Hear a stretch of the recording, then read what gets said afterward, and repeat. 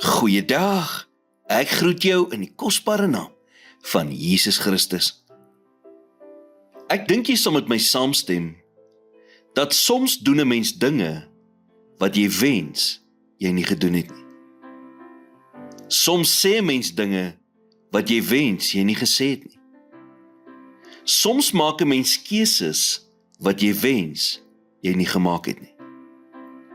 Soms dink 'n mens by jouself, wie is ek om 'n kind van God genoem te word? Of om die liefde van Christus te deel, wanneer ek oor en oor foute in my lewe maak? En dan word ek skielik daaraan herinner, dat ons almal maak foute. Ons almal het dinge waarmee ons sukkel. Ons almal skiet iewers tekort. Dit is nie iets unieks aan my nie, maar is iets waarmee almal worstel. Ek word herinner aan alles wat ek al in my lewe voor vergewe is, en alles waarvoor die Here my nog steeds voor vergewe.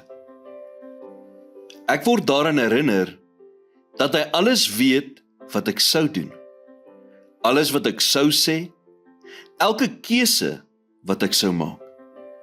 En tog het hy my gekies. Tog het hy my so lief gehad, dat hy sy lewe vir my gegee het. Vir ons almal. Daar is niks wat ek kon doen om daardie liefde te verander nie.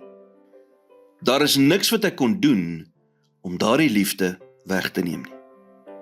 Soms doen ek dinge wat ek wens ek nie gedoen het nie. Soms sê ek dinge wat ek wens ek nie gesê het nie. Soms maak ek keuses wat ek wens ek nie gemaak het nie.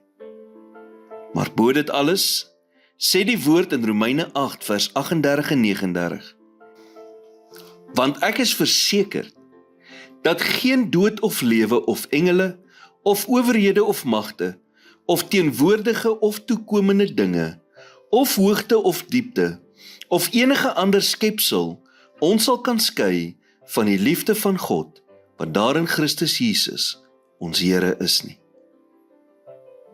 Deur alles het God my lief. Ons almal sukkel soms, maar is goed om te weet, dat al sukkel ons soms met sekere dinge, is God se genade genoeg, om alles te kan bedek. Here, dankie vir die onfeilbare liefde, 'n liefde wat alle verstand te bowe gaan. Ek glo dat niks my van u liefde kan skei nie.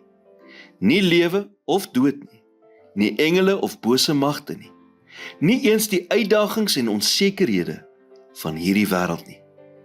Dankie vir u teenwoordigheid in my lewe, en vir u voortdurende beskerming, en vir die vrede wat kom uit die wete, dat ek veilig in u liefde vasgehou word.